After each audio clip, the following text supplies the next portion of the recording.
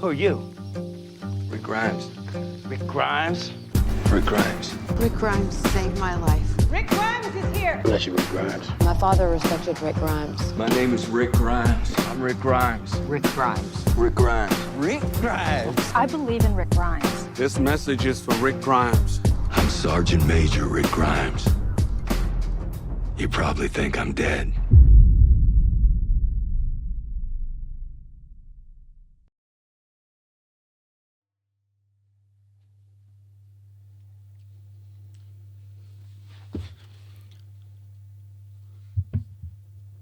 Coral. I'm literally Rick Grimes. I'm literally Rick Grimes. Coral. I'm fucking Rick Grimes. Coral. There's walkers in the barn. Coral. There's walkers in the barn. Coral. There's walkers in the barn. Hey paisanos, it's me, MattCMG, and it's finally time to talk about one of the final stops on our journey through the Walking Dead universe. Or at least it really should be one of the final stops, but it's like not. As I'm sure we all know, back in 2019, Rick Grimes, the main character of the Walking Dead TV show, was written out during its 9th season. This was partially due to Andrew Lincoln wanting to spend more time with his family in the UK, and supposedly creative differences with the writing team after Carl's unprecedented demise in the previous season. This was similarly the case with Denai Guerrero, whose success in the MCU led to Michonne being written out during season 10. Walking Dead fans were rightfully upset by these two departures, for a variety of reasons.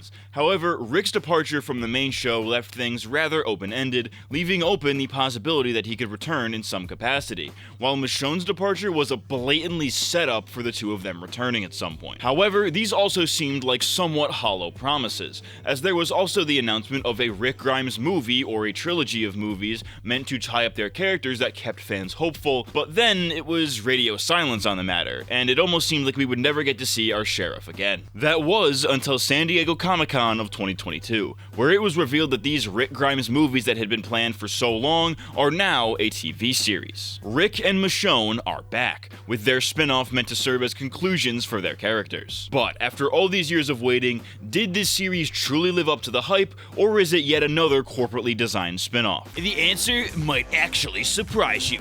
Whoa. So ladies and gentlemen, I'm your host MattCMG, aka Ricky Dicky Doodog Grimes, and join me as we take a look at The Walking Dead, The Ones Who Live.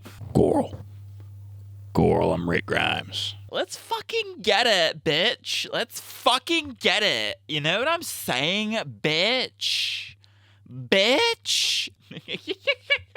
Alright, so let's start with some quick development history. We know why the series was made, obviously, but I think its creation goes just a little bit deeper than that. The show was created by Scott Gimple, who is the chief content officer of the Walking Dead universe. Depending on who you ask, this guy ruined not only the main show, but also the entire Walking Dead universe as a whole, so many fans were not particularly thrilled with his involvement. However, this is one of the rare times that I will defend Scott Gimple, because not only did he also have Andrew Lincoln and Denai Guerrero credited as co-creators and executive producers, meaning that they had a level of creative control to keep him from going full Gimple, but I have also always believed that Scott Gimple knows what he's doing when it comes to Ricky Dicky Doodog Grimes. 18 miles out from Season 2, the Season 4 finale, the premieres and finales of Seasons 5 through 7, and of course, what comes after, aka Rick's send-off episode. What all of these episodes have in common, aside from being written by Scott Gimple, is that they are all fantastic Rick Grimes-centric episodes. 18 Miles Out is all about Rick's deteriorating relationship with Shane. A is all about Rick's relationships with Carl, Michonne, and Daryl. Conquer is an episode about Rick taking control and doing what he needs to for the safety of everyone else. The Season 7 premiere completely breaks him, and the Season 8 finale, while very controversial, turns him into a paragon of hope. Say what you will about Scott Gimple, but almost every Rick episode that he has written has been a hit, and I think he truly understands the character. Now, granted, some of that is because it's more so his version of the character, not Robert Kirkman's, but again, I do think the involvement of Andrew Lincoln and Denai Guerrero in the writing process helped push things to a much better direction, for lack of a better term. Now listen, you can say a lot of things about The Ones Who Live, both good and bad, as you'll see shortly, but one thing that remains true is that it was made with the utmost respect for these two beloved characters. So before we get into the story, let's do a quick recap of where we last saw these two. I feel like the first 10 minutes of this video have just been like, here's what we already knew before we get into the new stuff. It's like, you know what you're getting into. Is this padding out the runtime? I don't fucking know. About a year after the war with the Saviors, Rick blows himself up and is taken by Jadis to the CRM, with his friends and family all presuming him dead. After 6 years, Michonne finds evidence that Rick might still be alive and goes on a journey to find him. In the main show's series finale, we get a glimpse at what Rick has been up to, as well as a look at how far Michonne has gone to find him. Rick is on the run from the CRM, trying to get back to his family, but is stopped at every turn, which brings us to now. The Ones Who Live opens with a montage explaining what I just explained. Rick has been conscripted into the CRM, forced to work on Walker cleanup duty outside the ruins of Philadelphia, where there is a secret but thriving community that they directly state contains over 100,000 citizens. In the apocalypse, that's a lot of fucking people. The opening scene of the show proper has Rick on yet another of these Walker cleanup missions. They keep him on a literal leash because of his numerous escape attempts, and he is forced to fight off walkers that are burning from the inside out. Which, might I say, coolest shit of all time. You know, I was originally gonna nitpick this and ask why they're making the conscripts do this when the military guys are probably more organized and efficient, but you know what? I don't care. The shit is cool as hell. I don't give a fuck. Eventually, Rick finds an opportunity to escape, and finally does something that the main show has always teased but never committed to. He cuts off his own hand and uses one of the burning walkers to cauterize the wound. Oh, how I missed this, man. That was fucking gay. Why would you... That... Gay! The loss of Rick's hand was one hell of a way to open the show, if you ask me, since this is something that the main show had constantly avoided because they just didn't want to pay for the CG for the rest of the show. Now, for those unaware, in the comics, Rick loses his hand to the governor, which was very early on in the story, but the show opted not to do this for simplicity's sake. This was probably something that they wanted to adapt from the start, but just couldn't for budgetary reasons. But there have always been teases throughout the show about Rick's hand, where he would constantly injure it in various ways, meaning they could include some of the one-handedness, if you will, without making it mad expensive. And hell, even after Rick left the show, Aaron was given a full redesign to look pretty much exactly like comic Rick, including the missing hand, which they can now get away with because they could just cover it with a prosthetic instead of paying for CGI. So, that's awesome. I like that Towel fully commits to the hand, indicating that not only is this show not afraid of doing shit like this, you know, permanent things that cannot be taken back, which the spin-offs are sometimes opposed to doing, but that they are also willing to adapt comic material, which none of the other spin-offs have been given the opportunity to do so far. Granted, the definition of adapting comic material is very loose here, since the contexts are entirely different, but you get the idea. And actually, I think I like this version of Rick losing the hand way better than the comic version. You know, in the comics, the governor just kind of chops it off as like a power move, you know, to show Rick that he's crazy and not to be fucked with. Look how that turned out. And this might just be me looking way too deep into it, but when this happens, Michonne is the first person to come to Rick's defense. So including this in Towel might have been something of a reference. But in The Ones Who Live, the fact that Rick does it himself for the sole purpose of getting back to his family, I think says way more about Rick's character. It displays the level of dedication that he has to escaping and getting home, which is extremely important to establish right off the bat, since much of the rest of this episode is about how the CRM manages to break him. So in simpler terms, comic Rick's hand was kind of senseless. Show Rick's hand, it's got symbolism to it. Bars. Throughout the first episode, we see how Rick's life at the CRM changes over the years. After being a conscript for 5 years and attempting to escape numerous times, Rick is invited by one of his superiors to join the military. This man is Okafor, a high-ranking military officer in the CRM who has ties to Major General Beale. He sees something in Rick, and because of that, wants him to join him in what he calls his program. Rick considers his words of "there's no escape for the living" and accepts his offer, officially joining the CRM. After a year of training, Okafor takes Rick and another soldier, Thorn, and sits them down to explain what his program really is. Okafor believes that the CRM needs better leadership, and that the way to change that is to do so from the inside out. His plan is to put people that he believes in positions of power in order to change the CRM for the better. Why Rick and Thorn? Well, that is because they are A's. Now, if you recall from previous entries in the Walking Dead universe, A's and B's are CRM speak for certain types of people. We didn't really get an answer to this in the main show, but Jadis gives a more concrete answer in World Beyond. She explains that an A is a person who can be used as a test subject, while a B is a person who can contribute to the community. However, Rick was brought in as a B, So why does Okafor think that he's an A? Why would Rick and Thorne be considered test subjects? Well, that is because only the higher-ups know the real meaning of A and B. Bs are regular people, citizens who pose no threat to the society that they've built, workers who will keep the mundane things going. A's are special people, leaders, nonconformists, people who would die to protect what they believe in. The reason that A's were being used as test subjects are because those types of people are threats to the community, so the CRM would rather kill them than to risk that. Okafor saw that Rick and Thorne were both A's, but he brought them in anyways because those are the types of people that he thinks the CRM needs. I love the name Okafor. Okafor is such a fun name to say. Shout out to Donald Okafor. Yo, what up, man? I'm Donald Okafor. Let me tell you something, Rick. I'm Okafor, man. How you doing, man? I'm Okafor. I love that Towel fixed my biggest issue with this whole CRM era of the Walking Dead universe, which is that it kind of ruined the A symbolism from the main show. I discussed this more in depth in that video, but the short of it is that from seasons 4 through 7 of The Walking Dead, the letter A is used to symbolize characters being physically or emotionally trapped. You know, the train car, the church, the A for Alexandria stamp, Daryl's prison uniform, it is all over the place. However, one of my biggest criticisms comes Season 8 is that this symbolism is completely dropped when Jadis comes in and starts talking to the CRM about A's and B's, which gave them a very literal meaning. For the longest time, A was considered this CRM thing, when it was originally some of the best symbolism in the entire series. But now, in The Ones Who Live, A has a meaning again. While yes, it does have a very literal in-universe meaning now, the original symbolism has returned, and it also kind of works perfectly in conjunction with the new meaning. These two meanings work in perfect tandem with each other, and it kind of applies to many of the characters that we've grown to love from the main show. Characters like Rick, Michonne, Daryl, Maggie, Carol, Glenn, and most major characters from the show's early years, as well as some of the newer ones, all fit Okafor's description, hence why many of them are also found with this A symbolism, albeit retroactively. When the group is locked in the train car labeled A, it's a way of denoting that the people inside are all A's, that they are not the people to fuck with, even if that theme only really applies retroactively. A symbolizes both people being trapped and people who are capable of changing the world, which if you go back in the original series, both themes kind of work. But the old theme also works very well in the new series. In the context of The Ones Who Live, Rick is labeled an A, but no matter how hard he tries, he cannot escape the CRM and ultimately wants nothing to do with them. He is physically stuck there, but he's more emotionally trapped than anything, where he wants so desperately to return home to his family, but obviously can't, leaving him in this emotional prison where he cannot be with the ones he loves. When he eventually gives up escaping and embraces his new status as a high-ranking CRM guy, he becomes more trapped than he ever has before. Trapped? Headstrong, take you on! Headstrong, take on anyone! He's down with the sickness? He's down with the Rickness, dude.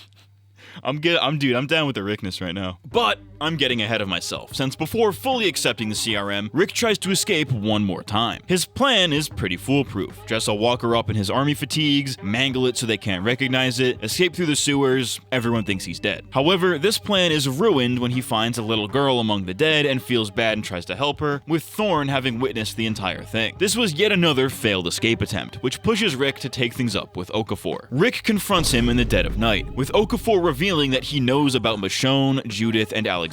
He has kept it a secret from the other higher-ups, but reveals that if they found out or if Rick escapes, he would be the one who has to hunt them down and kill them all, and he doesn't really want that on his conscience. And it's here that we learn a little bit of backstory on Okafor. During the early days of the outbreak, Okafor was an Air Force pilot and was involved in the bombings of Atlanta and LA, which we've seen in the previous shows. However, when it came to Philly, he had a choice to make. To save the most amount of people, he had to bomb a different set of people, a bit of a trolley problem type beat, and the people he ended up killing were fellow soldiers, one of which being his own wife. Okafor gave up his own family for the greater good, which is something that he feels incredibly bad about, but seemingly does not regret because the numbers don't lie. This is obviously meant to mirror Rick, who would not do that to his own family under any circumstance whatsoever. No, if 1,000 people stand between him and his family, he will always choose his family first. Rick doesn't do the greater good. However, he realizes that the best way to keep his family safe is to keep the CRM from ever getting to them. So, he plays along, helping the CRM do what they do, and hopefully build a better world in the process. Also, I think this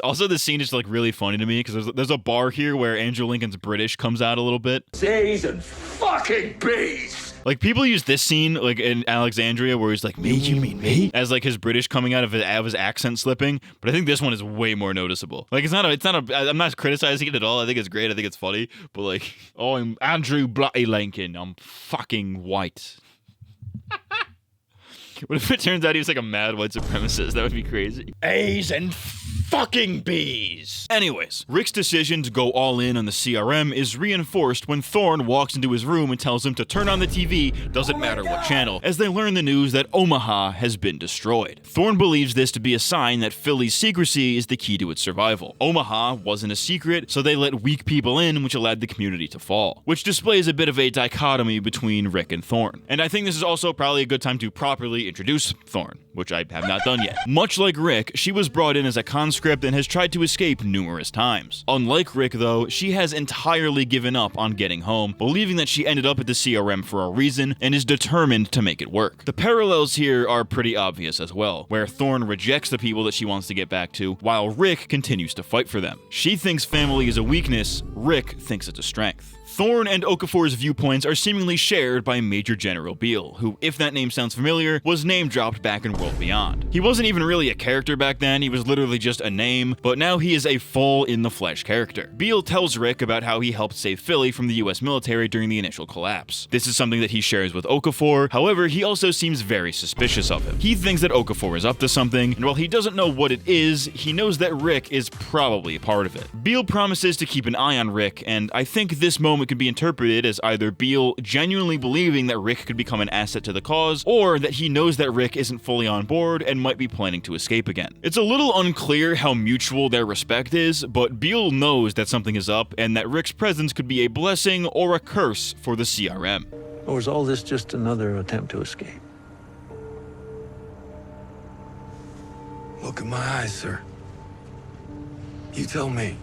Anyways, the point of mentioning all of this is that everybody is pushing Rick to forget about Michonne and Judith, forget about his old life, and pledge his allegiance to the CRM. It even gets to a point where he starts considering suicide. But the thing that keeps him going are the dreams that he has been having of Michonne. In these dreams, he experiences meeting and falling in love with her all over again, except it's in a pre-apocalypse context. Dream Rick has a miserable life that is only made bearable by Michonne. Throughout the dream sequences, Michonne tells Rick that they aren't stuck with their shitty lives, they just think that they are, and that if they wanted to, they could make the whole world theirs. This is very obviously meant to be meta. Rick's real life sucks, but the memory of Michonne keeps him going, and together the two are capable of so much more, due in large part to their love for each other pushing them to become better people. In addition to the dreams, he has also been writing letters to Michonne. Letters that she will probably never read, but he's doing it to feel connected to her in some way. Rick narrates these letters throughout the episode to kind of steer the narrative a bit, but otherwise I felt that this was only included to have a level of continuity with the end of the main show. Like, Rick and Michonne both narrate letters for seemingly no reason in that scene, and I guess they tried to give a canon explanation for it. I think it's a little silly, it is very much a Gimpelism if you ask me, but I think it's mostly inoffensive, and I can definitely buy that it's like maybe a coping mechanism or something like that, right? Also, another possible parallel, but there's a point where Rick contemplates suicide, like I just mentioned, which is likely a callback to the first episode of the main show. When Rick is stuck underneath the tank, he puts a gun to his head and is about to pull the trigger, but stops when he finds an escape. In both cases, he attempted to end his own life, but finds the will to live again through his desire to find his family. It's a bit subtle, like I don't think it's a direct callback or anything like that, but it is something of a bookend for Rick's journey, right? His first mission is finding his family, and his final mission kicks off with that same desire. However, the fact that Rick contemplates suicide at all shows him in his darkest moment, that he came close to giving up. The hopelessness of the situation, his numerous failed escape attempts, all of the new people in his life urging him to forget, all of it pushes Rick to give up on escaping. However, his family is still his number one priority. So, to protect Michonne, Judith, and everybody back home, he starts to believe that by following Okafor and helping the CRM, he is making a better world for his family. Even if he never sees them again, and even if they don't know what he did, he thinks that using the CRM's resources to make the world safer is his way of keeping them safe. After all that, we finally make it back to the present, where Rick tells Okafor that he's finally in. He is officially on board with his crusade of making the CRM better. To do this, he tells Okafor a story from his childhood, where his father's farm burnt down in a mysterious fire, only to later discover that his father set it on fire intentionally. The crops were going to fail, so to prevent further loss, he made a sacrifice, and they ended up coming back even better with the next harvest. This story is what gets Rick to understand that maybe the thing that he needs to do to keep his family safe is also the last thing that he ever wants to do. Maybe the thing he needs to do to protect his family is to completely burn those bridges. He said it may look like the end of the world,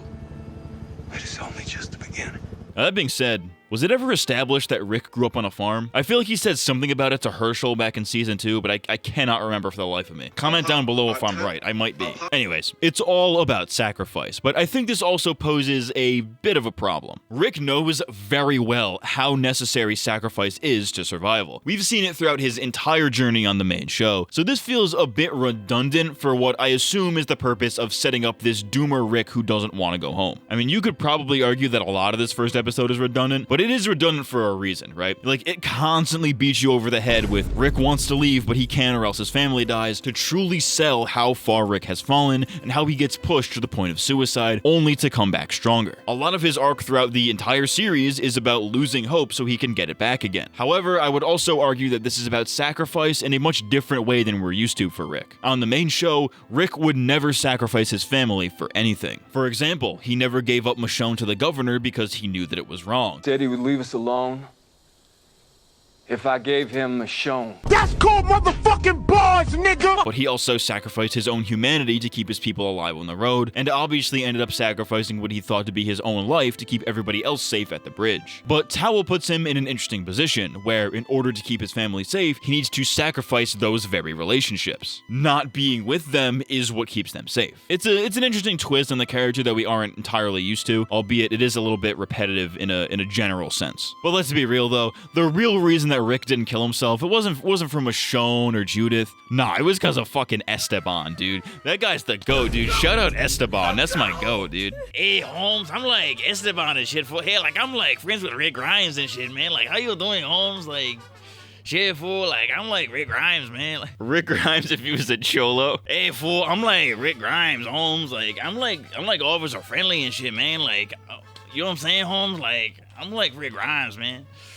Coral, man. Like, where's the coral at, man? Coral! Anyways, after Rick finishes his story, their helicopter is hit by an RPG. Okafor explodes, RIP Okafor, and the chopper crashes. While trying to get away from the wreckage, Rick comes face to face with none other than Michonne. After all these years, they finally found each other, and the episode ends on this note. Editor, put live Okafor reaction on the screen right now. Overall, I think this was a really well done first episode. While it can get a little bit repetitive at times, and there is a decent amount of just verbal exposition, I think it does a great job at reintroducing Rick and showing us how he gets to the point that he's at, which is really all it needs to do, but it also does a few new things with him that you almost kinda wouldn't expect. I really like the angle of Rick giving up his family in order to protect them, and how he's kind of unique in that mindset by presenting characters like Okafor and Thorn, who are in a similar boat but with completely different approaches. I can't say this is quite what I was expecting for the grand return of Ricky Dicky Doo-Dog Rhymes, but I also can't say that I was disappointed. Low-key kind of bars. Coral, stay back, Coral. Coral, Coral, Coral, Coral, stay back. There's hawkers in the barn. Coral, Coral, Coral. I'm Rick Grimes, Coral. So that was what Rick has been up to. So naturally, the second episode shows us what Michonne has been doing since her departure back in season 10, where, as we all know, she left to find Rick. If you recall from that episode, Michonne comes across King Batch, yes, that's actually him, who takes her to his group of traveling nomads, and they agree to give her supplies to continue her journey. But by helping these people out of the kindness of her heart, Michonne has made her mark on certain members of this group. They aren't really fans of the current management and have been planning to leave for quite a while, but just haven't gone through with it. Michonne inspires some of them to come with her to find Rick, with the promise that they'll all go back to Alexandria together. The only named characters here are King Batch, his pregnant girlfriend whose name I forget, and this guy named Nat. The former two aren't particularly interesting, so let's focus on Nat, who for random one-off Walking Dead character standards is actually pretty interesting. They take the time to establish that he's really smart by being able to build things and create explosives, and even seems to have some kind of chemical knowledge beyond that. This is explained through his backstory, where he was a troubled kid who liked to destroy things. His stepfather was the only person to believe in him, pushing him towards building things instead of destroying them. This gives him a knack for invention, but also causes him to believe in Michonne. for some reason. He's not the deepest character in the world, but he was super likable for sure. Big fan of Nat. Shout out to the Nat Pack, dude. Where are my Nat Pack motherfuckers at? But this leads me into one of my biggest criticisms with not only this episode, but the rest of the show and a lot of these spin-offs in general. They all do this thing where they thrust one of our main characters into a new group of survivors who the audience doesn't give even a modicum of a shit about, just for them to become completely irrelevant. We already saw this with Esteban and Okafor, and they're doing it again with the Nat Pack here. I really don't know why they feel the need to do this other than padding out the runtime. Like, come on, you guys know what we're here for. I don't care about these random schmucks who likely aren't gonna make it to the next spinoff. And spoilers, but that is exactly what happens. As Michonne and the group are traveling through a town, they are met with a CRM helicopter that drops chlorine gas on them without hesitation. Most people are killed instantly, except for Michonne and the other named characters, because of course they did. Luckily, Nat is smart enough to know how to recover from the gas that they've already breathed in, and Michonne goes to hunt down some oxygen tanks off screen. But unfortunately, she didn't act fast enough, with Prego and King Batch dying before they could get help. And all he needed was a spoonful. Yeah, I mean, again, like I said, the modern era of Walking Dead loves to introduce random characters, takes zero initiative to make you like or care about them, then kills them off in the same episode as if we would give a shit. And while I am backtracking a little bit because I couldn't find a better place to put this, I do find it somewhat hard to believe that Michonne was able to inspire these people so profoundly in such a short period of time. This is definitely a Gimple thing. He loves doing shit like this. Like, oh, this character performed a basic act of kindness. Time to worship the ground they walk on. But to be fair, I do think Michonne is one of the few characters that they can get away with doing this, since a lot of her character, especially post-Bridge, is about inspiring people and creating a better future. That being said, they never really do give a real reason for why she inspires the Nomads. It's literally just she appears and they like her for some reason. It's a little contrived, but it's also like kind of whatever, like it doesn't really matter that much. It's just a kind of a Gimpleism, you know? Anyways, over the course of a year or so, Nat and Michonne recover from the debilitating effects of the gas before going back out into the world. This was clearly only done for the timelines to match up, since Season 10 takes place before Omaha is destroyed in World Beyond, but I think it was a pretty well done sequence, all things considered. You know, they show Michonne's progress through her workouts, which is seemingly a callback to Season 3, where she was kind of the only person in the group to ever exercise. Like, you never see anybody exercising at all, but like, it's just Michonne. She's like the only person who's like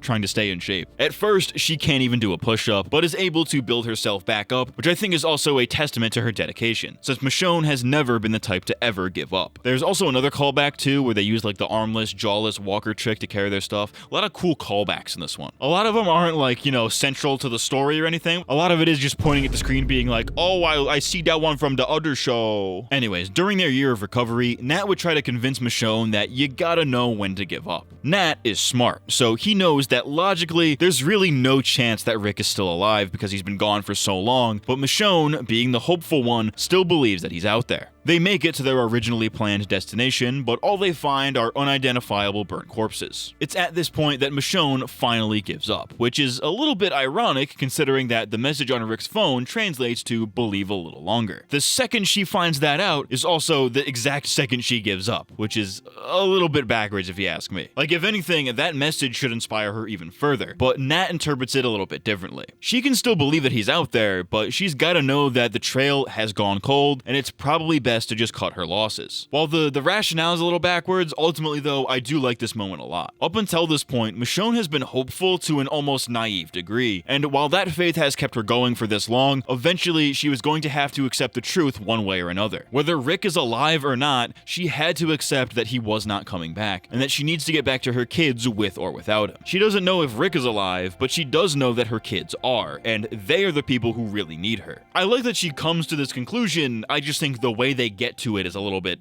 iffy, you know? On their way back to Alexandria, the duo spot another helicopter. In an act of vengeance for his fallen friends, and because he's a fucking badass with access to explosives, Nat fires his homemade rockets at it and is able to shoot it down. Of course, this is the same RPG that blew up Okafor, which lines us up to the end of the first episode where Michonne finds Rick, and we get an extended reunion. This scene is fucking fantastic. Like, watching this as it aired, it was so cathartic to finally see Rick and Michonne together again, and even on a rewatch, I absolutely loved it. They really really take the time to let this scene linger for a while so we can really savor the moment before we start getting into the conflict. Like, you almost kind of see it from their perspective, where time just kind of stops for a moment just so they can relish in this moment. However, they quickly snap back to reality by recognizing the situation at hand. A CRM rescue team is coming to get Rick, so he needs to make things look less suspicious, and unfortunately, Nat is fatally shot by a straggling CRM soldier. I thought that this kind of came out of left field, since this episode really made an effort to get the audience to like Nat, and I think they honestly succeeded, so I thought that killing him off so abruptly was kinda lame. Like, I already bitched about the whole one-off characters that you don't care about not lasting an episode thing, but I think this is doubly annoying when we actually do like the character, which kinda has the opposite effect than they intended. You know, they want you to like these new characters so that you're sad when they're killed off, but that often doesn't work. But when there is a character like this that we do like, it just ends up feeling cheap. There's really no winning with one-off characters like this, and it's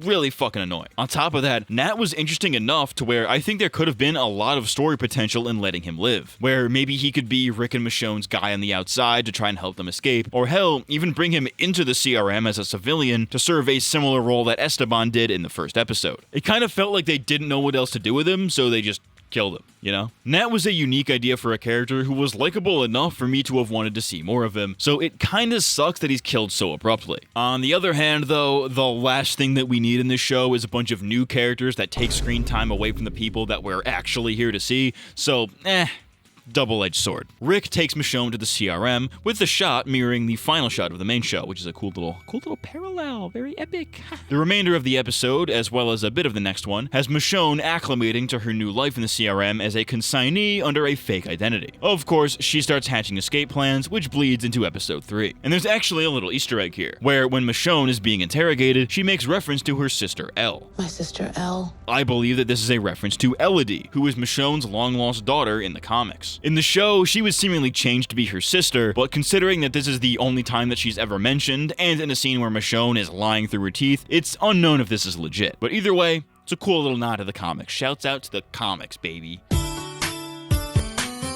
What if instead of the comics, it was called the Com Dicks? That would be really funny. Haha, penis. Before getting into escape plans, though, episode 2 ends with the return of Jadis, who knows all about Michonne's arrival. She warns Rick in no uncertain terms that if either of them try anything, she will have Alexandria and the other communities destroyed and everybody killed. Her reasoning for this is that by taking Rick in and taking a chance on him, she became responsible for him. So if he leaves or does anything crazy, it'll reflect badly on her reputation, which as a high-ranking military officer is kind of a big deal to her. You know, if Rick does something against the CRM, Jadis is going to get punished for bringing him in the first place. You know what I'm saying? On top of that, she also has a dead woman switch of sorts, where if she dies for any reason, the CRM will find a dossier with all the information about Alexandria, meaning that even if Jadis dies, they're going to destroy Alexandria anyways. More than that, though, she is outright terrified by what she thinks Rick and Michonne are capable of when they're together. Keeping them separated kept them both docile. You two together?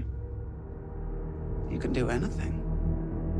Now, this is something that I only kinda get, because while the idea of Michonne being an unstoppable team is core to their relationship, neither this show nor the main show have done a particularly great job at showing this. While, yes, there are a ton of great Michonne moments where they team up to do great things, none of them are like literal enough for Jadis to come to this conclusion. You know, the best Michonne moments throughout the show are the ones where they back each other up emotionally. You know, they gas each other up to do great things. But what they do when they're together in terms of physical actions and what they build isn't all that unbelievable. All that Jadis has seen is that the two have a very strong relationship, which is undoubtedly very true, but never anything that would make her fear them together. I guess she also sees that their strengths are that they motivate each other, which I guess is fair, but they keep everything pretty vague, you know? The audience knows this, but it doesn't make a whole lot of sense for Jadis to know this, you know? Does that make sense? I don't know. Maybe I'm fucking stupid and gay and dumb.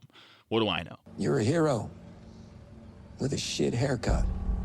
I'm Rick Grimes. Coral, I'm Rick Grimes. I'm here for my black queen, Coral. Coral, where's my black queen at, Coral? Coral, Where's my black queen, Coral? I was honest, low-key, I was almost considering doing blackface and doing a Michonne cosplay, but we're not going to do that. This establishes one of the core thematic elements of The Ones Who Live, which is that at its core, it is a love story. This is the synopsis on the Wikipedia page, it's in the Netflix description, and if you find any Scott Gimple interview about the show, he is constantly pointing out that it's a love story. It is about two people who are in love, letting that love guide them to where they want to be. This is very thematically consistent with the main show, but I'll talk about all that at the end. For now, I'll leave it at that, but just keep that in mind throughout the rest of the video. I got a fucking gun, Coral. I got a fucking gat, Coral. I got a fucking blammer on me, Coral. You want to feel this heat, white boy? Do you think Michonne lets him say the N-word? Coral, Michonne gave me the N-word pass, Coral. I can say the N-word. There are no neighbors anymore. Sometimes you gotta pop out and show niggas. Before we move on to the next arc, though, I want to point out how much I love the opening credits for this show. The imagery really gives you the vibe that, yes, this is a love story, but also shows us a bigger picture look at the Walking Dead universe, with references to Fear and World Beyond. The theme song is also the same song that was used in the We Are the Ones Who Live scene, which was, of course, the final scene of the main show, which I always thought was a very underrated song. Like, they better release the Walking Dead's OST at some point, because there is some good shit in the score for that final season in particular. It's kind of fire. Like, the Walking Dead OST, kind of bars. On top of that, the title card shows silhouettes of Rick and Michonne on it. In episode 1, it's just Rick, because that's his episode. Episode 2 has just Michonne, because that's her episode. And episode 3 has both of them together, since they have finally reunited. Neat detail. Bars. Darnell. Rick. Darnell. The first 2 episodes, aka Act 1, were a pretty strong start, but by episode 3, and thereby the rest of Act 2, is when some of the show's cracks begin to show. While Michonne works her way through consignment, Rick is developing escape plans. He passes one of these plans on to Michonne, but she comes to find out that Rick is not coming with her. While he still lives in fear of Jadis' threat, he also wants to stay true to his promise to Okafor and create a better world, and he just can't do that with Michonne and the rest of his family in danger. It's yet again reiterating to the audience that Rick believes that he is saving his family by pushing them away, which Michonne does not understand or agree with. This is further shown near the end of the episode, where Michonne meets the artist who drew her and Judith on the phone. She tells him that Rick found who he was looking for, but that now she is looking for him. This obviously means that she found Rick physically, but that he is not the same person who she originally lost. The intent here is obviously to show that Rick is in too deep, and Michonne is the only person who can remind him of who he is. I think this is fine, but my criticism is that we kinda did this already. Yeah, we did this already. That's what's so fucked up. Back in season 7, when Rick was on his hopeless arc, it was Michonne who reminded him that he's not the kind of person who gives in and ultimately pushes him to fight back. This is even where she reminds him that we are the ones who live. We're the ones who get things done. You said that. We're the ones who live. In Towel, they are basically just doing this again. Granted, it's in a different context and is much more drawn out. As you'll see though, this small criticism ends up being a much bigger criticism of the whole show, because they dragged this out for quite a while. A while. A while. Brian, you're acting weird. Oh, come on, that one doesn't even have an H in it. Since Michonne refuses to escape normally, Rick devises another plan, this time involving Thorne. After Okafor's death, Thorne is promoted and is taking his position, and Rick leverages this to get her to consider Michonne as an A. However, Thorne is much harsher than Okafor and doesn't quite see it in her, but she lets her come with them to their next mission across the country to essentially prove herself. This goes south, and Thorne sends Michonne back to Philly, but on the ride back, she grabs Rick and throws them both off the helicopter, leading into the next episode. Overall, episode 3 has a lot of nice moments and callbacks, but most of it is just Rick and Michonne failing to understand each other. Or rather, Michonne failing to understand Rick. It's a little bit one-sided, right? Like, a lot of this is just reiteration of shit that we already fucking knew. Like, you know how the last act of episode 2 was just Michonne acclimating to the CRM life and discussing escape plans with Rick? Most of episode 3 is basically that, just stretched out over an episode. You know? Now, granted, the episode is fun. There's a lot of fun moments and action sequences and stuff, but they never feel like they're in service to anything. Like, okay, there's a moment during their first escape attempt where Rick leaves Michonne her katana. The moment is pretty badass in a vacuum, but it doesn't really work since she only lost the thing in the last episode. It hasn't even been a full episode's worth of time before she gets it back, so this doesn't really stand out. Like, at least back in season 5, when she lost the sword at Terminus, it took her a few episodes to get it back. So, like, when she does get it back, it's like, oh, this is a cool moment, right? Badass, right? right? But here, I think the katana serves as something of a microcosm of the show, where it kinda can't control itself, leading to emotionally shallow moments. I think a better example would be the flashback to Rick's time in the city where he confronts Jadis. The scene really wants to have any level of emotional weight at all, but it's literally just the two characters recounting what happened and how they ended up there. Like, there's nothing really worth mentioning here because the interactions are just so shallow. They just wanted an excuse for Rick and Jadis to discuss things that happened on the main show. You know what I mean? Honestly, the deepest thing about this scene is that it reveals that Jadis is a psychopath by being a ketchup on the fries person instead of dipping them. Like, listen, dude, I don't even like ketchup. I don't even fuck with condiments like that. But like, this is just, listen, this is insane person behavior. This is psychopath behavior, dude. Are you putting crazy? a fucking mental Are you out of your institution mind? for this. Well, then we move on to episode 4, which is simultaneously the best of the season and one of the most annoying for reasons that I'll explain shortly, or have technically already explained because it's kind of for the same reasons as everything else. But you'll see shortly. It's essentially a bottle episode, focusing entirely on Rick and Michonne stuck in an old apartment building, forcing them to air out their grievances. A lot of the episode is just them talking, and I think that's great, especially because the dialogue isn't fucking terrible for once. This episode was written by Denai Guerrera, Michonne herself, and not only does she really get these two characters, but she's great at constructing a realistic conversation. Like, if Scott Gimple wrote this, I don't think I would have liked it at all, probably because it would have been filled with half sentences and pseudo-intellectual quotes. The dialogue in this is very direct while also containing a lot of depth, something that Scott Gimpies wishes he could do. Good old Scotty Gimpies, that's my guy, Scott Gimpies. Hi, Scott Gimpies. Fuck my asshole, I'm gay. Anyways, like I said, the episode has Rick and Michonne discussing their whole situation. While a lot of it is just rehashing shit from the previous episode, I give it a pass because this time they actually get a chance to fully talk it out uninterrupted, which they haven't really had yet. She questions why he doesn't want to go home with her, and he tells her about the whole mission that Okafor sent him on, believing that he is the only person who can change the CRM, and also mentions the dossier that Jadis has. Michonne has an answer for everything. She suggests destroying the dossier and killing Jadis, and upon seeing that the helicopter they jumped out of has crashed, sees a perfect opportunity to escape. Rick still isn't willing to go along with any of it, so Michonne has one final gambit. She tells Rick about RJ. Despite finding out that he has a son that he's never met, Rick is still adamant about staying, which pisses Michonne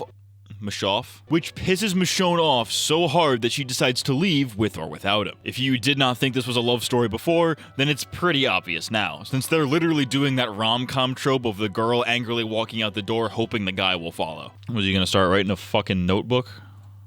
I've never seen The Notebook, so I couldn't tell you if that's how that actually works, but you know. The RJ reveal is something I am not particularly crazy about. This was something that should be an absolutely massive deal, and I really just don't like the way that it was handled. Pretty much everybody in the audience kind of knew what to expect going into this. Michonne would say something along the lines of like, yo, think of your children, and then a close-up on Rick's face where he's like, children, plural, and then something crazy happens, right? They kinda do this, but my issue with this is that it wasn't really treated with the gravitas that I feel it should have had. The reveal happens in a pretty similar way to what I just described, you know, where Michonne mentions children, plural, and Rick's like, children, what are you talking about? But Michonne just kinda drops it on him rather casually, and Rick's reaction was extremely underwhelming. He's obviously shocked by the fact that he has another kid, but even with this information, he still refuses to leave the CRM, which is fucking stupid to me because that should be the exact reason for him to want to leave. Which, on one hand, I guess adds to the idea that Rick thinks he's keeping him safe by doing what he's doing, but on the other hand, is just kind of fucking annoying. Personally, I would have saved this reveal for the very end of the season, or at least during a much more dire moment. You know, you have Rick and Michonne slowly drifting apart as Rick keeps being adamant about not coming home, but every time she tries to tell him about RJ, something comes up and she doesn't get the chance. Then you have a pivotal moment during the climax of the finale, or again, some other high-stakes moment, where Rick is put into a position where he has to choose home, or CRM, or die. Maybe some kind of standoff between him and Jadis, or something like that, right? Michonne says, think of your children, and then we get the close-up of those baby blues, the music tenses up, and the camera zooms even further into his face, and then he says it. Children? Then boom, he goes sicko mode, Ricko mode, if you will, and takes out Jadis or Beale or whoever the fuck, and does some crazy shit, says fuck the CRM, and is now determined to get home. Now, that is just my gay little fanfiction, but I do think it's way more impactful than Oh, hey, Rick, you have another kid. Oh, okay. Doesn't have to be that necessarily, but I'm just something a little more gravitas, you know what I mean? Like, it feels like it's dropped on us kind of randomly and it doesn't really work. I gotta turn around and left my fucking son at the gas station. Moving on, though, Michonne decides to escape on her own, Rick follows her, and in the process, Michonne gets stuck underneath a chandelier. Of course, Rick stays behind to help her despite the walkers on their tail, but Michonne tells him to leave her behind. Rick obviously refuses, which is an obvious parallel, or something like that. It's the opposite of their earlier interactions, right? Rick doesn't want to leave, but Michonne refuses to leave without him. Meanwhile, Michonne is telling Rick to leave her, but he refuses to do so either. In the end, they both want the same thing. The context is just different. It's also worthy of mentioning that Rick also has a button that would call the CRM to their exact location and has had it the entire time, but he still hasn't pressed it yet, showing that he doesn't really want to go back there. This indicates that, despite being adamant about his mission, part of him knows that Michonne is right, and that this really is a no one left behind type of situation. After all the walker killing, the couple find themselves stuck inside another apartment that is identical to the last one that they were in. I think this symbolizes how, even though they've been talking this out the whole time and even have a common goal, neither of them are budging on the matter. They end up in a place identical to where they started, both literally and metaphorically. So, yeah, they start fucking, it was gross. Rick starts having a realistic depiction of a panic attack, which I think is really funny. Not because he's having a panic attack or whatever the hell's going on here, but because when I first watched this, I thought he was busting a nut. I thought The Walking Dead was breaking new ground by showing the first guy busting a nut on network TV. Crazy, whoa. I'm Rick Grimes, Michonne. I'm gonna come. Hey, Michonne, hey. I'm Rick Grimes, but they call me Dick Slimes because I'm gonna come. You want that? You want me to come on your community? I'm gonna come. I got a cold python. I'm gonna come. I'm coming on my cold python, Coral. Rick Grimes is the aggressive nutter.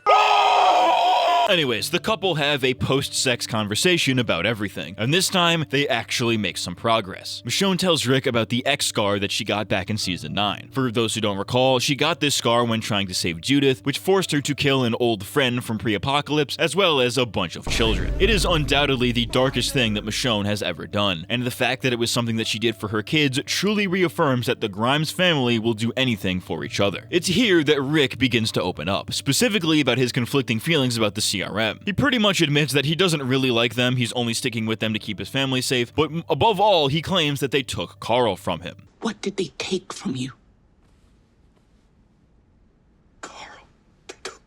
Rather, they took Dream Carl from him, since Rick has been dreaming about Carl ever since he got here, but over time, he disappeared and stopped showing up. And the same has started happening to Dream Michonne. This is cool and all, but I do think it's a little weird how it took us this long to mention Carl. While it was one of the most hated parts of the entire series, Carl's death undoubtedly had a massive impact on Rick and Michonne. Neither of them were the same after it, but ultimately, Carl's dying wishes made both of them better people. Carl helped them see the good in people and gave them hope, so the idea of Carl fading from Rick's dreams emphasizes how he has lost that hope. You could also interpret this as Rick forgetting his roots, as Carl was the one he was always looking out for since the start, and is the only person left from his old life. But now that he's fading from memory, so has everything else from that time. Ironically enough, this is exactly what the CRM wanted. They want him to forget about his old life and be dedicated to them. Chandler, ooh la la. Half of my heart is in Chandler, ooh la la. But then Rick says something that I absolutely love. And I figured out how to do that. I know how to be dead and live now. This obviously alludes to his famous "We are the Walking Dead" line, which is quite possibly my favorite moment in the entire series. He talks about how his grandfather during the war would tell himself, "Rest in peace, now get up and go to war," basically pretending that he was dead in order to make it through a hellish situation. This was the method that got Rick and the rest to Alexandria, but he ultimately forewent this mindset in favor of something more hopeful. Becoming the Walking Dead is an effective mindset for survival, but it's not something you want to do if you want to retain your humanity. The fact that Rick went back to this mindset during his time in the CRM is not only a great callback, but it actively shapes his character arc. A lot of Rick's arc throughout the series can be boiled down to, it's so over, we're so back. He always loses hope or his humanity, but is able to regain it in the end. His arc in The Ones Who Live is basically this again, but it's taking all of the best parts from previous versions. He loses all hope due to the loss of his family. He puts his humanity aside and becomes the Walking Dead in order to survive and protect them. But this time, he's gone so far into the darkness that even Michonne has trouble bringing him back. But in the end, she is able to bring him back, because we are not the Walking Dead. We Are the Ones Who Live. At least, I think that would have been a great title drop, but they don't actually do that here. Regardless, Rick has finally seen the light and agrees to escape with Michonne. The episode ends as they begin their long trip back to Alexandria. All's well that ends well, right? What do you mean there's still 2 episodes left? Despite seemingly tying things up pretty succinctly, there are obviously still a few unfinished plot threads. Even though Michonne have been able to successfully escape, they still couldn't fool Jadis, who is now coming after them, and we still don't have answers about the Echelon briefing, aka the CRM's true goal, which has been teased since the very start. Off rip, I kinda don't like this, but it was kind of expected. Like, we knew this was gonna be a 6-episode series, and while they probably could have tied it up in 4, that's not how The Walking Dead rolls, baby. Now, that's not to say that the last 2 episodes are padding or filler or anything, but the last 4 episodes of the show probably could have been significantly condensed, if you know what I'm saying. I 100% knew they were going to do something like this because of how the whole timeline works out, but I think it still kind of fucking sucks. Like, you just knew going into the show that Rick and Michonne were going to escape, but in some way or another get pulled back in so that they can line up with the other spin-offs or something like that, right? It was kind of obvious, especially considering how early they escaped, so it really kind of did nothing for me, because it's like, alright, well, they escaped, but there's still episodes left, so like, what are we gonna do now, you know? It's kind of like when some crazy lore-defining shit goes down in the filler arc of an anime, but then they have to like bring it back to the status quo at the end, so it's like all this crazy shit that matters on paper, but like carries no consequence, you know what I'm saying? Now, this also indicated to me that the reason that this is a 6-episode series is probably because it was just the movie trilogy idea split into episode form. Each set of 2 episodes works pretty well as a movie, with Act 1 being the intro, Act 2 being the point of no return, and Act 3 being the big conclusion. I don't know how true that is, that was just kind of the vibe I got. So I think, episode 4, aka the end of what would have been movie 2, ending on this kind of weird cliffhanger where it's like their journey is concluded, but what else is gonna happen is predictable but annoying.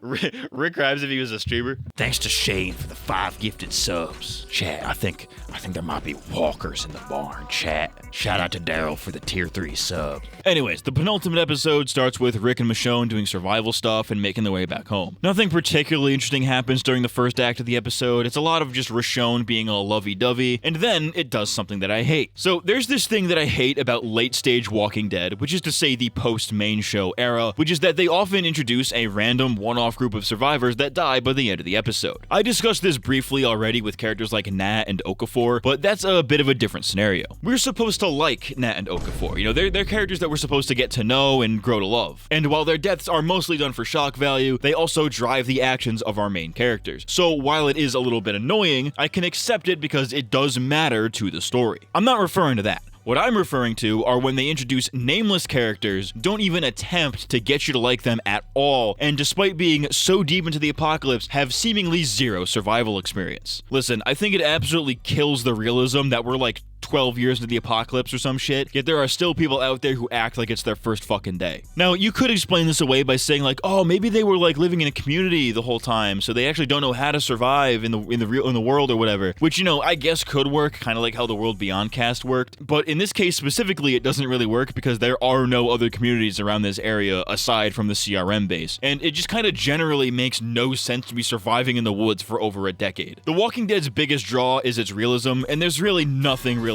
about this trio of idiots. This is not an issue that is exclusive to The Ones Who Live either, since the other spin-offs have done this as well and are arguably way worse. Like, Dead City is probably the worst offender, but that's a topic for a different time. My point is, there should not be amateur survivors this far into the apocalypse. It makes no sense, and it completely takes me out of it every single time. Anyways though, this episode really gets going when Jadis arrives. She gives Michonne the same ultimatum as before. They can either come back to the CRM, they can kill her and risk the dossier getting leaked and losing Alexandria, or they can die here and everything goes away. They obviously refuse any of this, so most of the episode is them fighting and arguing, eventually culminating in Rick striking a deal with her. This seems like it's going fine for a bit, until it isn't, then it is again, and then it isn't. The back and forth here was really fucking annoying. In the end though, Jadis is bit, and in her final moments, gives Michonne the intel on the dossier so they can escape without risking everyone back home. However, to do this, they need to go back into the CRM so they can not only dispose of the DOS, but that they can learn the true secrets of the military. This episode was really fucking bland, all things considered, but it did do one thing that I actually wasn't expecting to like. It actually made me care about Jadis. Oh, hell no, man. What the fuck, man? Now, if you recall from my original Walking Dead video and my World Beyond video, I've been very adamant that I never liked the Jadis character. I didn't outright hate her or anything like that, but I was just so uninterested by her and anything that she did. When she shows up during the Savior War, I kind of assumed she was going to be a one-off character that would probably die soon, but then she just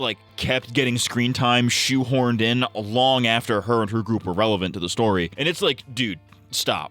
I don't fucking care. She wasn't a huge part of the show by any means and could have been easily overlooked, but anytime she was on screen, I would think, please stop, just move on to somebody more interesting, please. I didn't really care for her in World Beyond either, since her role could have been filled by pretty much any other character, because she's so completely different from her previous iterations, and to make matters worse, was only included to be a cameo, sidelining an actually interesting character in the process. Shouts out to Lieutenant Colonel Elizabeth Kublek, my goat, low-key. However, this episode made me appreciate her character a lot more. I still don't particularly like her, but her death scene kind of brought everything together, and I finally understood what the writers were trying to do with her. Back at the landfill, she was being her true self, just making art and doing weird shit. But then the CRM gets involved, and she starts thinking big picture. Can she achieve more than just living in a dump? Can the world even be brought back? Taking in Rick got her into the military, and she would become highly ranked, now believing that the world needs the CRM whether they want them or not. As an artist, she valued the human experience, since that's what art is. But in order to survive, you have to value people in a much different way, which is likely why she adopted Negan's saying of people are a resource. She started thinking of people as, useful resources instead of people. And to accentuate all of this, the B plot of the episode features flashbacks of Jadis going to visit, boom,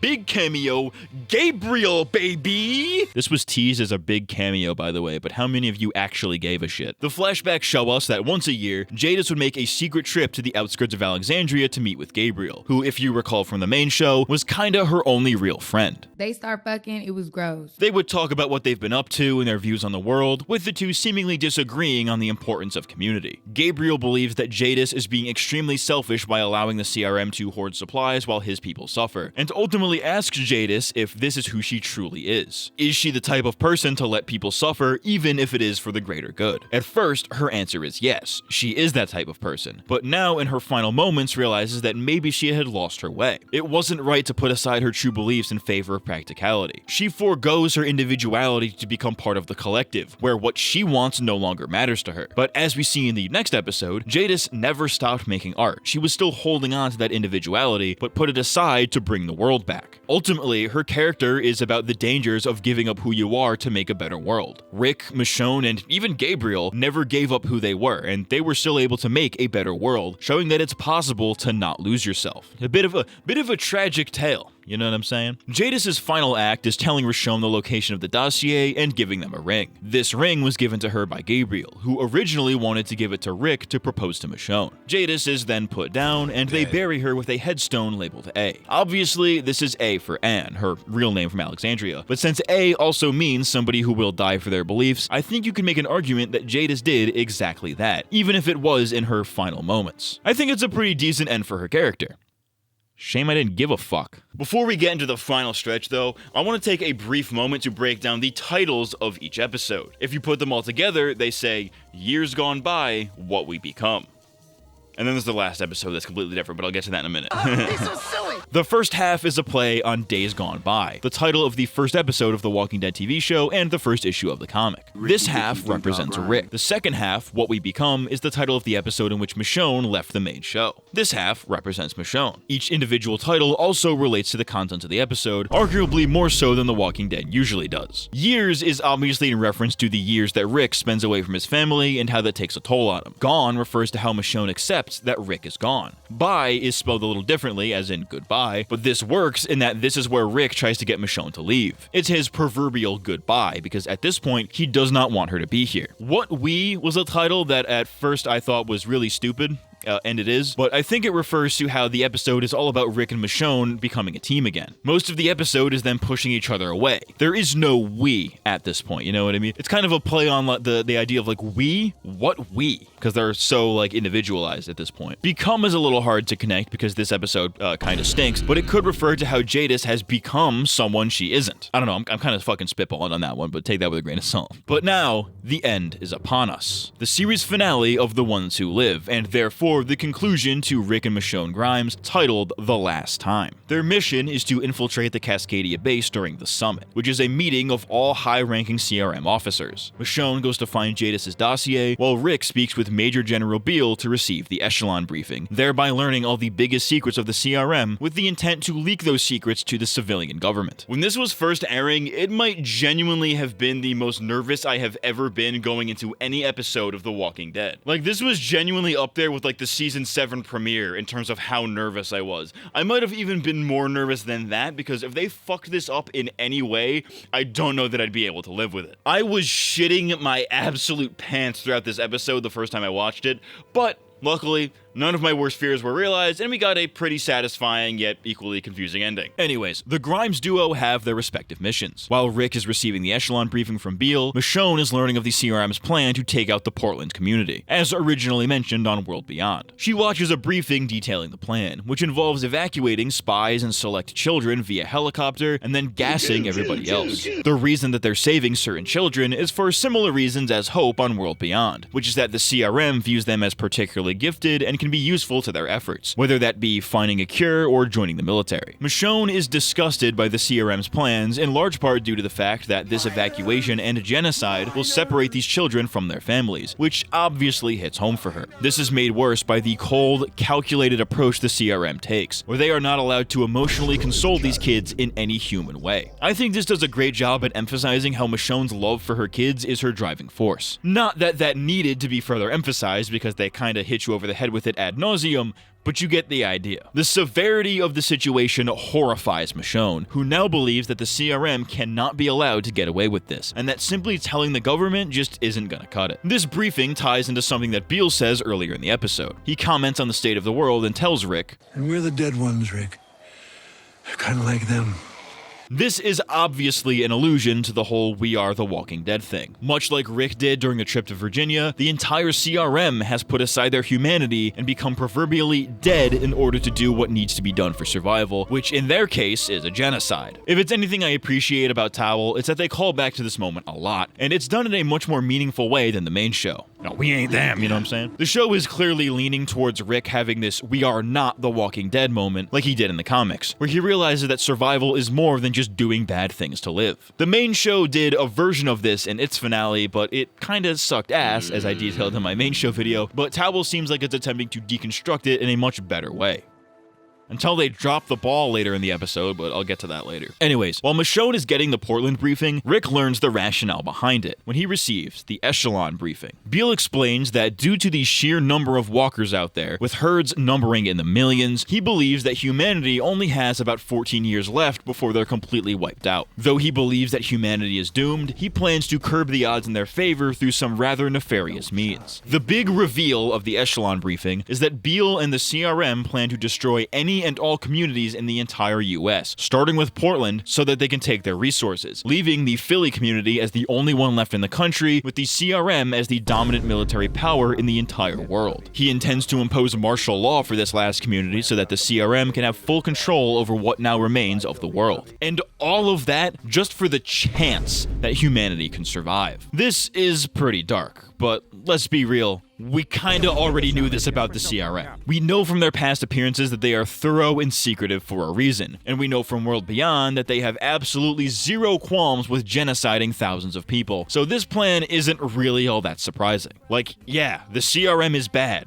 We already fucking know. I think this reveal would have worked a lot better if we were given a more positive view on the CRM. No, if they were built up as like mysterious but altruistic, like many of its citizens view them as in-universe, then sure, this reveal would work. But that's not how the CRM has been portrayed. They are straight up the villains on World Beyond, but even if that didn't exist, the CRM has still exclusively been portrayed as antagonistic at best and evil at worst. The only thing that's really surprising here is the scale of which they intend to be evil. So far, the echelon briefing is kinda lame, but that is just the beginning. Beale then asks Rick about his past, specifically the worst thing he's ever done to protect somebody else. After flashing back to a lot of his most iconic kills, most of which are conveniently from the early seasons of the main show, Rick settles on biting out Joe the Claimer's neck, which I don't know if it's the worst per se, but it's probably up there for sure. It's definitely like top 3.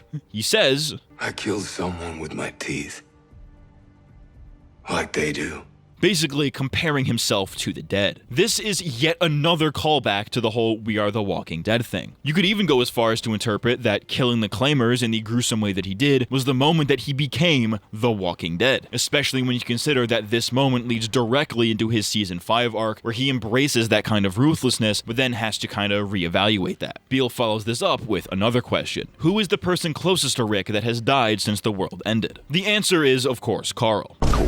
Rick's whole drive since the world ended was to protect his son, which he obviously failed in doing. Hell, he was the person that Rick was trying to save when he did the worst thing he's ever done. But at the same time, it has been Carl's memory that has kept him going for so long. So in a weird way, Carl never really did die. You know, they killed the man, not the idea type beat. This almost feels like Gimple's way of kind of apologizing to the audience for killing Carl, because every time he's been mentioned since his death, it has been in service to Rick's character. However, it also feels like they only ever pull Carl out when they need the audience to give a fuck, which makes any time he is mentioned feel somewhat cheap. In this case though, it's cool, it's fine, it's good, I'm down with it. Shouts out to Carl.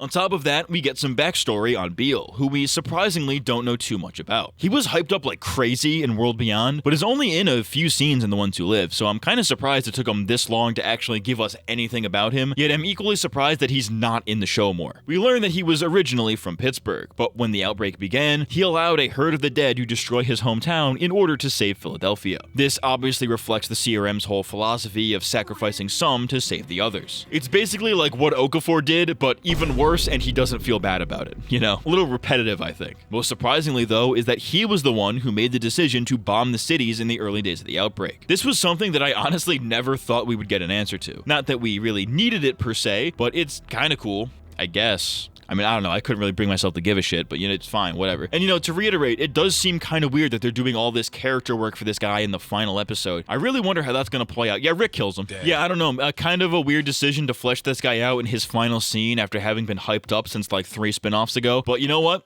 Whatever. Sure. Goddamn Okafor! It was a pretty shitty death for a character that I think had a lot more potential to be interesting. Granted, there's only so much you can do with that type of character, but I can completely look past that because Rick spits some fucking bars here. Throughout the briefing, Beale keeps repeating this phrase. The sword that kills is the sword that gives life. The sword that kills is the sword that brings life. Which essentially means that we need to kill in order to live. Not very subtle, it's very much the CRM's kind of whole philosophy. After declaring that Carl and Michonne were the ones who brought him back, Rick repeats Beale's own words to him as he kills him with his own sword. We're the sword that kills. We're the sword that gives life. One unstoppable life. This was part of his and Michonne's final speech during the series finale of the main show, and I really like that they referenced it here. The whole thesis of the main show's finale, specifically that final montage, is that love is the reason we survive. With Towel being described as a love story, it kinda makes sense that they would go with this angle. It truly does feel like it's trying to be the finale of The Walking Dead, since not only is it trying to give a conclusion to Rick's character by calling back to his most important moments and showing how he's changed, but it's also thematically consistent with the main show. And then they fucking ruin it. Just when I thought this was leading up to one of the best moments in the entire Walking Dead franchise, Rick ends it with this. We're not dead.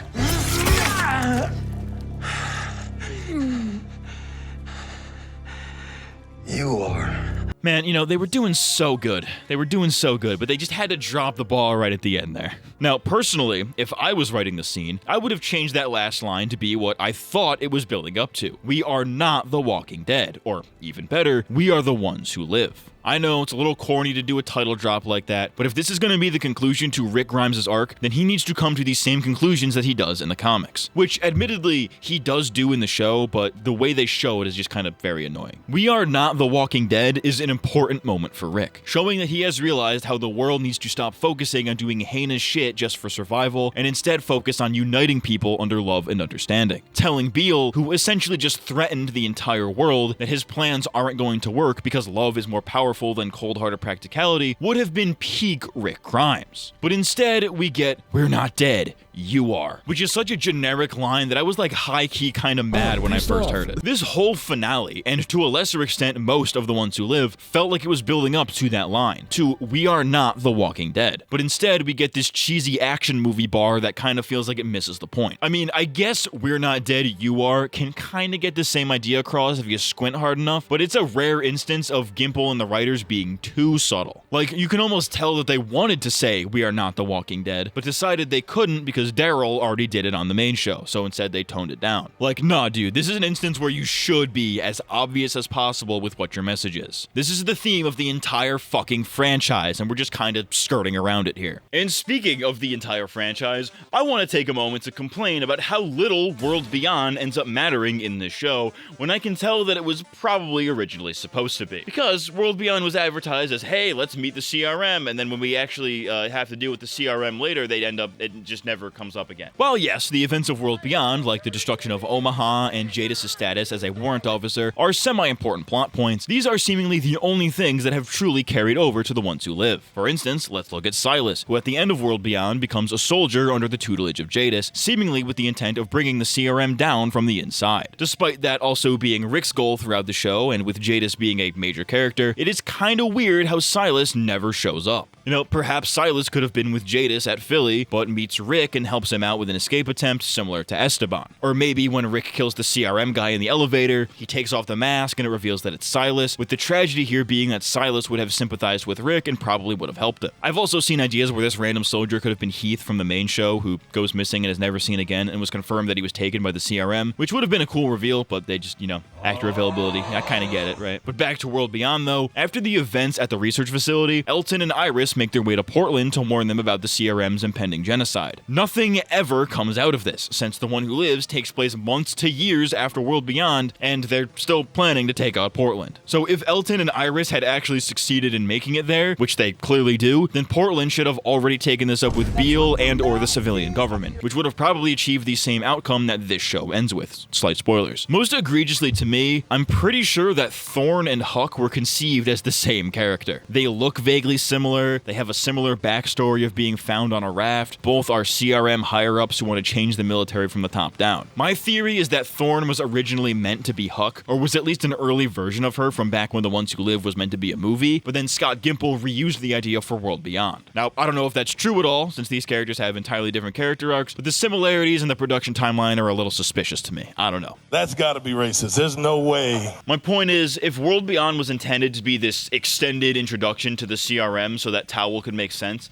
then why is it not referenced at all? Like, okay, if you're gonna do the whole cinematic universe thing, then you need to actually have them connect in ways that we care about, as in the characters that we've grown to love interacting with each other. People care about characters, not fucking lore connections. There were numerous opportunities for Towel to incorporate the World Beyond characters, but they instead opted for the shallowest connections imaginable, to the point where it doesn't even really feel like it connects. Anyways, after Rick learns of Beale's plan and Michonne learns about Portland, the two meet back up and devise a plan to end the CRM once and for all. Their plan is, while all of the high-ranking military officers are gathered together in one place for the summit, which has been hinted at since the beginning of the season, they would set off explosives right near the chlorine gas that they were planning to use on Portland, killing the entire CRM the same way that they've killed so many others. This was a pretty predictable plan considering how heavily it was set up throughout the season, and with how not so subtle they were about it in the promos. But it makes total sense, so I'm not going to complain too heavily. The plan goes off without a hitch, until Thorne appears and tries to stop them. Then it's action for a few minutes, with Michonne fighting off Thorne and the dead while in a cloud of chlorine gas, which for some reason doesn't affect them, even though it affected everybody else almost instantly, but hey, sure, whatever. They do a shitty fake-out death with Rick, which I hated for multiple reasons that I think are rather obvious, but worse than that is Michonne's big moment here. During their fight, Thorne claims that in a dead world, love is dead, reflecting the CRM's beliefs that cold-hearted survival is what keeps people alive. Michonne disagrees and says love doesn't die.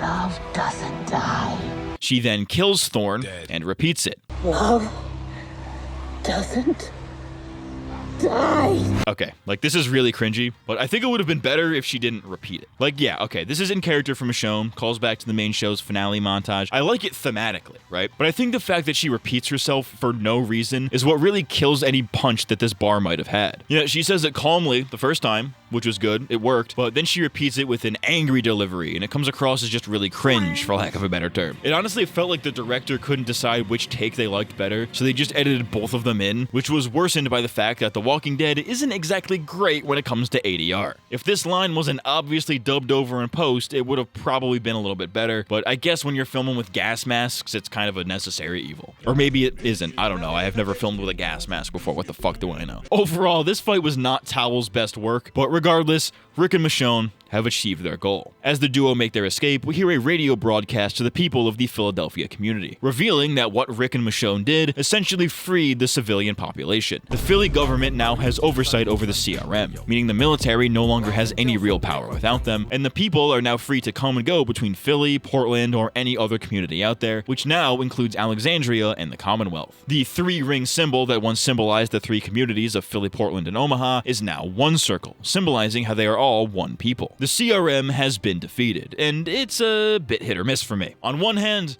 I've been so fucking tired of them, it's not even funny. Like, they get introduced vaguely in the main show, they have a few random cameo appearances on Fear, and are basically neglected until World Beyond, which didn't really give anybody any information about them that was worth giving a shit about. Like, we learn a lot about them in that show, but it's never really anything you actually wanted to know. You know what I mean? Now we have The Ones Who Live, which is the most substantial thing that we have ever gotten about the CRM. We learn about the influence they have and all the evil shit that they plan to do, but most of this happens in like the last fucking episode, after which they are no longer a problem. Why in the ever-loving fuck would you spend years building these guys up as the biggest threat that these characters have ever faced, only to dedicate one single scene to explaining their motivations, just to resolve it all with a voiceover? I know this is definitely like a matter of expectations, but I was truly expecting the CRM to be a much bigger threat that our group would have to deal with once they've all reunited, so it felt kinda anticlimactic how things went down. The CRM arc of the Walking Dead universe is now over, which leaves us with no real conflict for future arcs. Again, maybe this is more a matter of expectation, but I always thought that the CRM would eventually go to war with the Commonwealth, where our survivors and maybe some characters from the other spin-offs would come together and fight for their beliefs. I mean, come on, you don't introduce two large military forces with distinct armor and shit like that, and then not have them fight each other. You know what I'm saying? Like, for comparison, right? Like, you know how the Star Wars prequels have like the battle droids and the clones? This would be like at the end of Phantom Menace when they turn all the droids off. It actually just stayed that way, and then the Clone Wars never happened. You know what I mean? Like, what would the other movies be about, right? Towel's ending kind of felt like that. Like, okay, we defeated the CRM.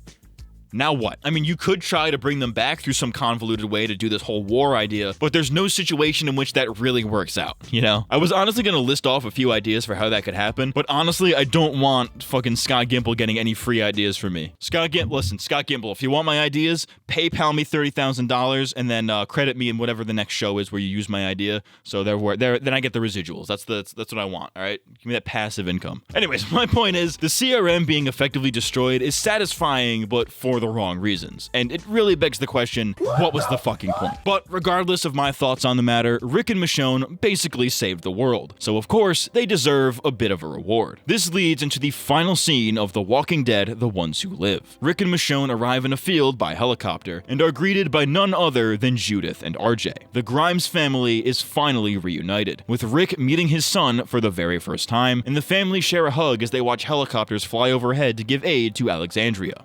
Or the Commonwealth. They're not entirely clear on where this is.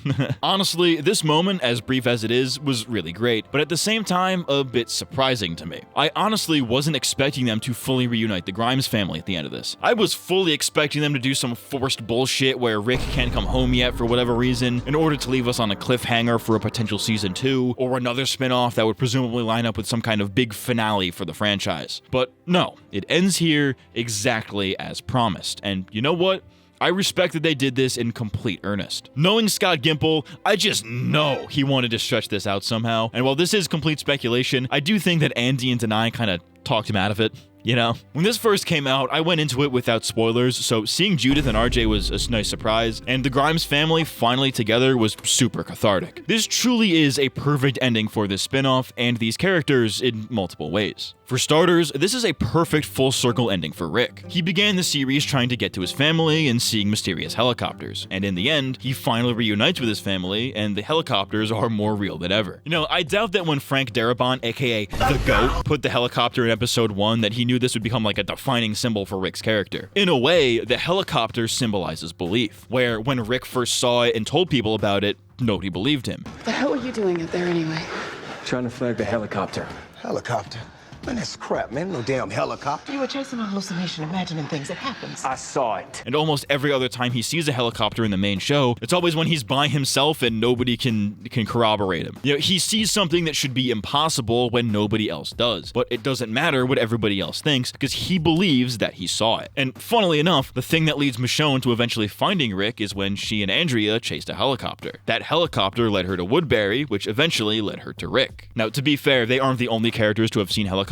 I think Gabriel and Negan have seen them before when Jade has tried to abduct them, but you get the idea. The helicopter is an important symbol for Rick's character, emphasizing how he believes in things that others think are impossible, such as a future for his family. The whole 6 episodes were, as we've been bashed over the head with numerous times, a love story above all else. It makes sense that the love that Rick has for Michonne and the collective love between their family is what ultimately brings them all together. Like Michonne says, love doesn't die. And it was that belief that brought them back together. If Michonne didn't believe a little bit longer that Rick was alive, if Rick hadn't believed in Michonne to get them out, if Judith and RJ didn't believe that the brave man would return, then none of this would have gone down the way that it did. Sure, RJ's "I believed" line is really cringy, I believed, but I can't force myself to hate it because that is what love is about. Love is about faith, belief in others. It is a love story in more ways than one. Sure, it's romantic love, but it's also familial love. Like Michonne says in the main show's finale, love is the most powerful thing. Together, they're one life. One unstoppable life. That is ultimately why the show is called The Ones Who Live, because that is the motto of Rick and Michonne's whole relationship. Their love is what makes them the ones who live. Those who don't live for love might as well be The Walking Dead. It's very thematically dense, but you want to know the best part about this final scene? There's no post-credit scene teasing a season 2, no teaser for the next spin-off, none of that Marvel hype train bullshit. The episode ends right after this brief scene, letting the audience relish in the moment that many of us had been waiting 5 years to see. Ricky Dicky Doo-Dog Rhymes is finally home.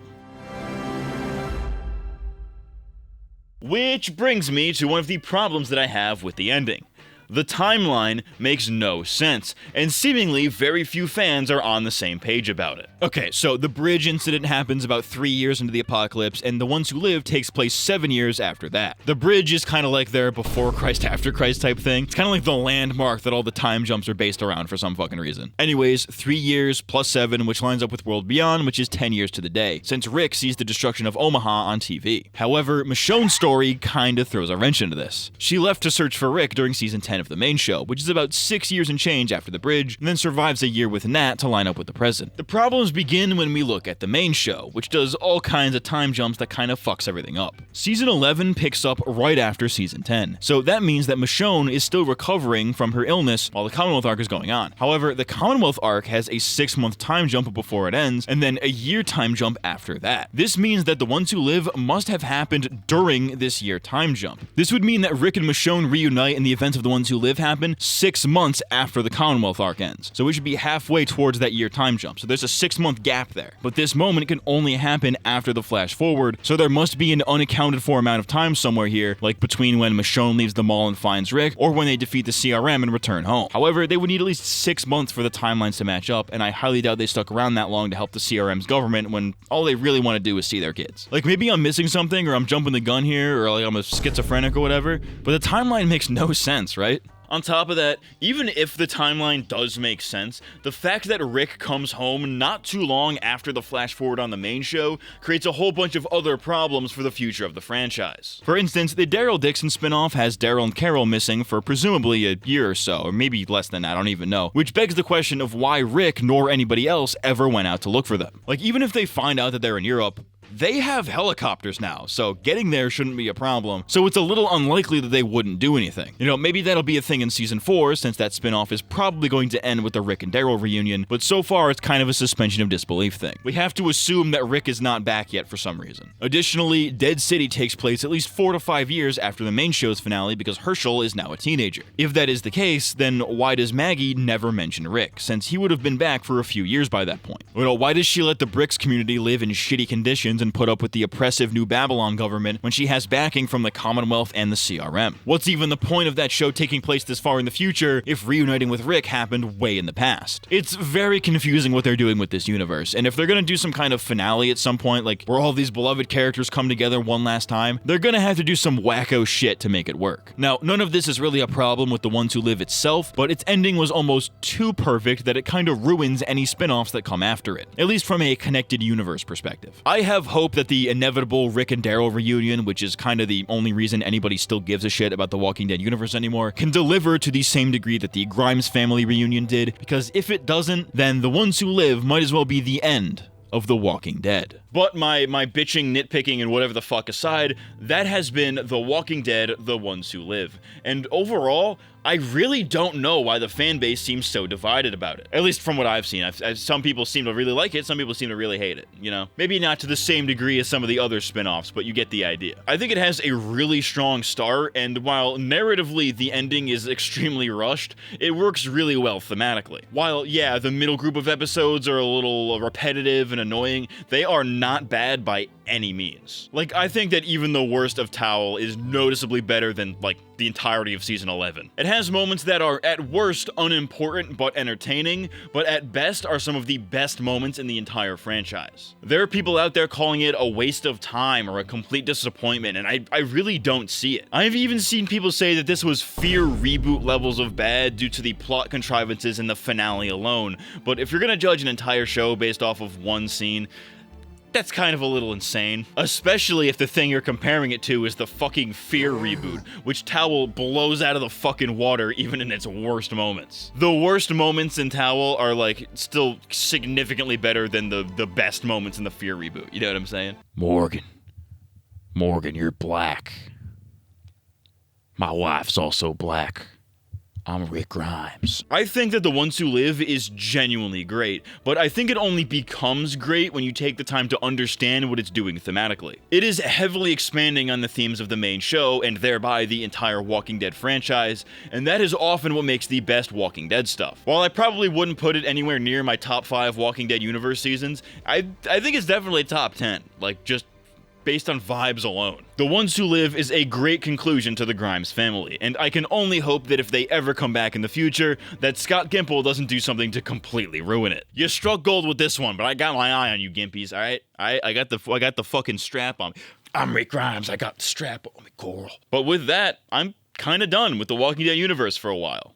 At least, again, for a while. You mean a while? A while. A while. A while. Now, don't get your titties in a twist. I am still planning to cover the Daryl spinoff and Dead City, but I'm kind of waiting for them to end before I make proper videos on them. Because, you know, I don't want to put out like, oh, season 3 review and then not have the context of season 4. You know what I mean? Because I don't like doing reviews about shows that are still going because it just kind of fucks everything. You know, I like to wait for it to end and then kind of have something that's pretty evergreen. You know. Now there is Tales of the Walking Dead, but I've heard rumors that might be getting a season 2. And I don't want to do just one video about season 1 and then like the second I hit upload season 2 gets announced, you know what I mean? Like, knowing my luck, that is exactly what would happen, you know? But that does not mean that there's going to be a drought of Walking Dead content here. Because next time on the Walking Dead Retrospectives, we'll be taking a break from the TV universe and heading over to the comic universe for a video about Telltale's The Walking Dead. And if I manage to get this video out fast enough, I might even still be streaming my live blind playthrough over on my second channel, Twitch and Kick. Depending on how fast I get through this, you might be able to catch the tail end of season 3, maybe even the final season, maybe even the Michonne side thing. Yeah, I'll be playing the game. Once a week, every Wednesday on Matt's Meme Hole, Twitch, or Kick. Links are in the description. But hey, if I'm not playing Telltale, I might be playing other Walking Dead games. You never know. Walking Dead Destinies, you're on my radar for sure. But that is all for this video. Smash the like button if you liked it, sub for more, hit the page to support the channel. I've been MattCMG, and I'll see you next time. Thanks for watching.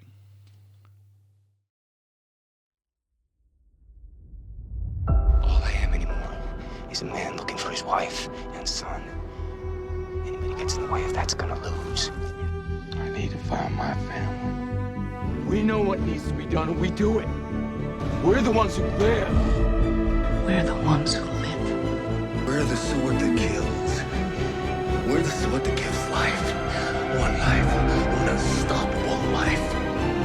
We're the ones who live.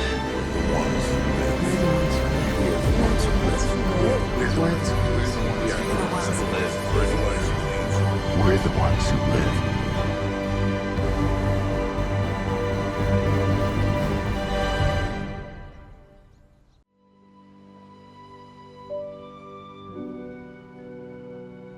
We're the ones who live.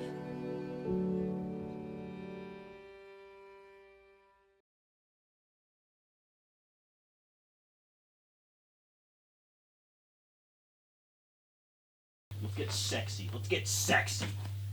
I'm sexy, Rick Grimes. I'm on the grimes. I'm on the Grimes, baby. I'm on the Rick Grimes. I'm on the Rick Grimes. This is fucking gay, Coral. Let's get some pussy tonight.